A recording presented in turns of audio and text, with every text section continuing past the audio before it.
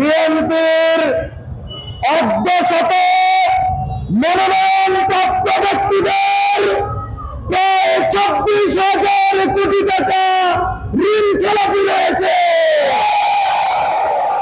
আমরা বলে দিতে চাই, যারা ক্ষমতা আসার আগে দেশের রক্ত লুটপাট করে, তারা ক্ষমতা আসলে দেশের অর্থনীতিকে কোথায় নিয়ে যাবে সেটা বাংলাদেশের মানুষ বুঝে গেছে।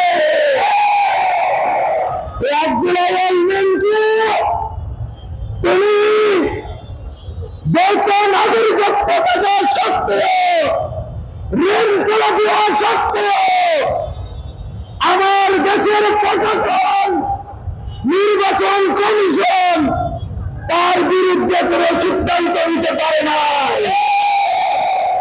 সম্প্রতি আমরা দেখেছি যুক্তরাষ্ট্রের বিশ্বজুড়ে আলোচিত একটি যৌন অপরাধী জেফ্রি এপস্টাইনের কয়েক মিলিয়নের সে পৃষ্ঠায় এই আব্দুল আওয়াল মিন্টুর নাম দেওয়া দিয়েছে।